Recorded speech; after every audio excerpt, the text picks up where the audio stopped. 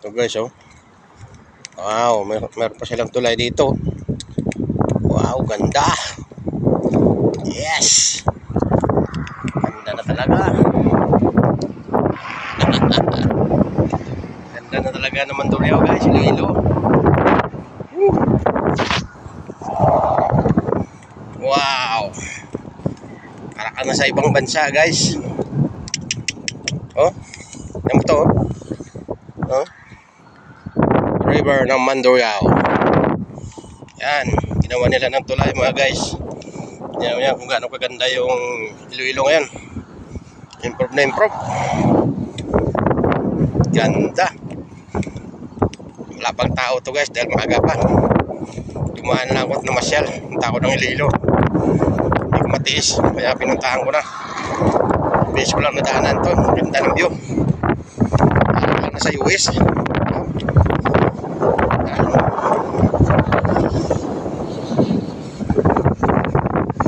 Ganda sana to kung pinalalim tong ilog na to eh. Pwede ito mapasukan ng barko. Ang luwag-luwag ng ilog na to. Yan. Kaya nila to. Tapos yung tulay na yan. Palitan yung tulay na yan. Yung bumubuka. Tulad sa Italy. Pwede yan. Makadaan yung barko dito. Wow. Ganda. This is ilog. Yaw. Yan o. Ganda. Maghapon dito guys, daming tao dito. So ngayon, luplan ditong tao.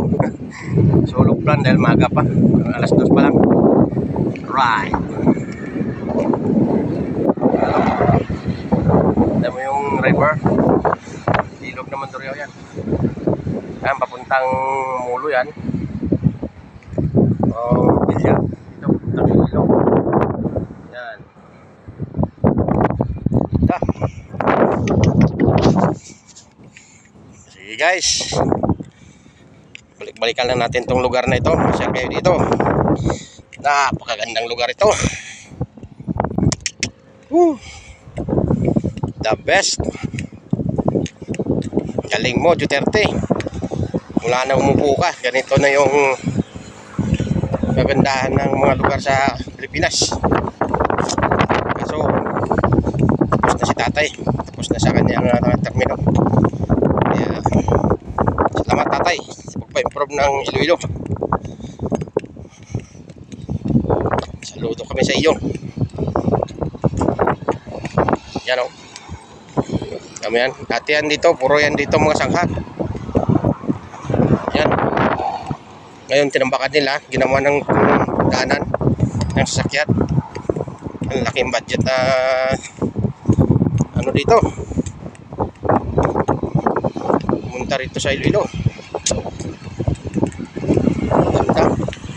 Oh, mga brakes niya oh. Wow. Yan oh. Yan.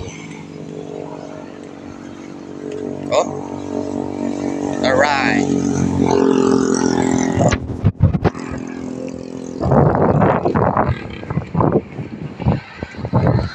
Ito yung aking sasakyan mga guys.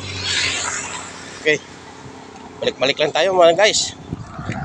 Balik-balik lang tayo sa Mandurriao, Iloilo. Pasyal-pasyal lang pag may time.